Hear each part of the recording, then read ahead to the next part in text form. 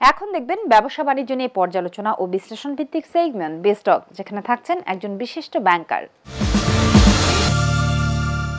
সুপ্রিয় দর্শক, বিস্টকে আজকে আমাদের সাথে আছেন ফার্স্ট সিকিউরিটি ইসলামী ব্যাংক পিএলসি এর চেয়ারম্যান জনাব মোহাম্মদ আব্দুল মান্নান।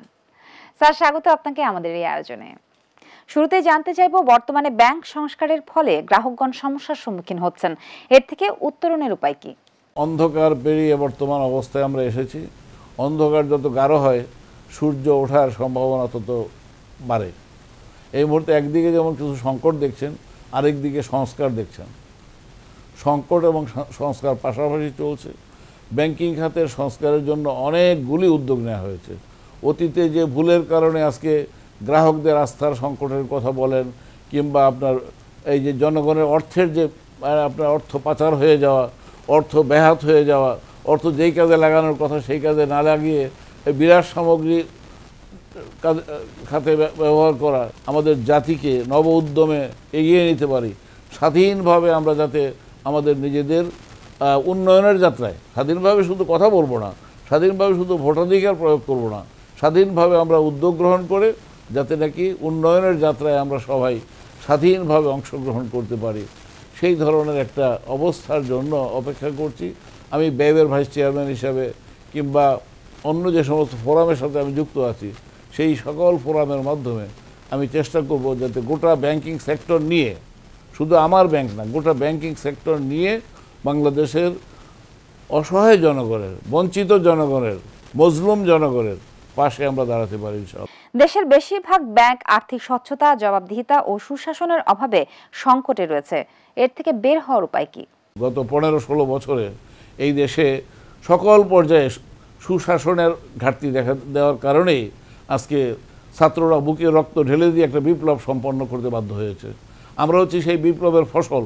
আমি আজকে এই চেয়ারে বসতাম না যদি আবু সাইদের প্রতি বা আপনার মুগ্ধর প্রতি আমার ঋণ না থাকতো। সেই রক্তের দাম পরিশোধ করার জন্য আমি কিন্তু এই দেশে এসে এই দায়িত্ব গ্রহণ করেছি।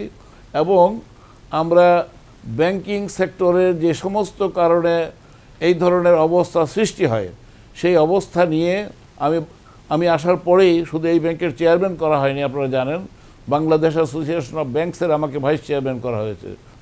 আমাদের চাইতে কম উন্নত দেশেও আপনার 1.4% অনাদায়ী পাওনা, আর সেখানে আমাদের হিসাব করতে গেলে আমাদের অর্ধেকটাই চলে গেছে এই অবস্থার মধ্যে। এর কারণ হচ্ছে আমাদের আইন আছে কিন্তু সেটার প্রয়োগ নাই।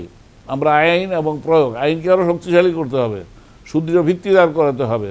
আমাদের আদালতগুলোতে সেই ব্যবস্থা করতে হবে যাতে অপরাধীরা সেখান থেকে কোনো রেয়াত বা রেহাই না পেয়ে যায়, কোনো ধরনের ফাঁক গলিয়ে তারা বেরিয়ে যেতে না পারে। আর অন্যদিকে আমরাও দায়বদ্ধ হব, আমাদের ব্যাংকারদেরকেও দায়বদ্ধ হতে হবে, জবাবদিহি করতে হবে এবং জনগণের উন্নয়নের ভূমিকা পালন করতে হবে।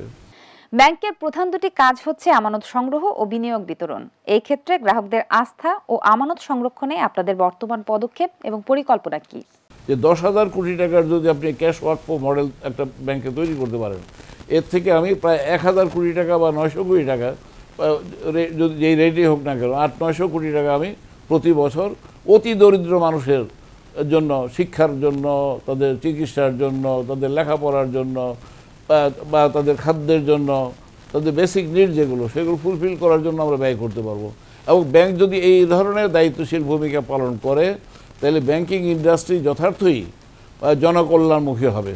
অতএব আমি বলছি যে আমরা এই ধরনের অ্যাকাউন্টগুলোকে জোরদার করছি। মোহরানা অ্যাকাউন্ট, নারীর অধিকার হচ্ছে আপনি দেনমোহর ঠিক করতেন বিয়ের সময় যে আপনি 5 লাখ টাকা দিবেন, এখন দেননি, না দিয়ে মারা যাচ্ছেন, এই অবস্থা, এবং নারী তার অধিকার থেকে বঞ্চিত হলো। সেই ক্ষেত্রে আমরা এই টাকাটা যেন আপনি একসাথে না দিতে পারেন, অন্তত কিস্তি করে যাতে নাকি আপনার স্ত্রীকে আপনার টাকা দিতে পারেন, সেই ধরনের অ্যাকাউন্টগুলোকে জোরদার করব। এই ধরনের অনেকগুলো আছে, তার অ্যাকাউন্ট আছে, যেগুলোর মাধ্যমে আমরা ছোট ছোট সেগমেন্টে ভাগ করে আমরা শুধু ওই যে বললেন যে বড় ডিপোজিট, বড় আমানতকারী নয়, ছোট ছোট আমানতকারীকে আমরা গুরুত্ব দেব।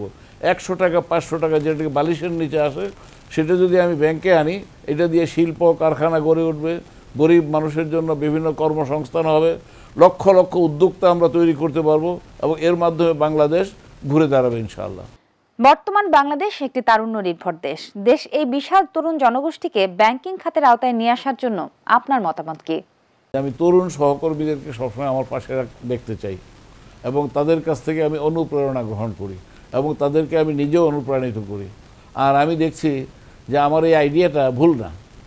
এটা 2024 সালে বাংলাদেশে প্রমাণিত হয়েছে যে আমরা বয়স্ক লোকেরা আমরা যা পারি না সেটা আমাদের তরুণরা, আমাদের কিশোররা সেটা করে আমাদেরকে দেখিয়েছেন।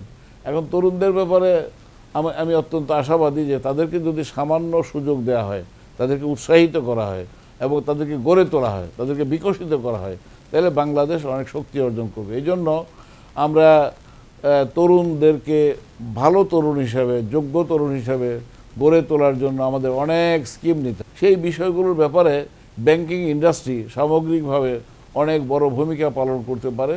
এই জন্য দরকার হচ্ছে একটু মনোযোগ।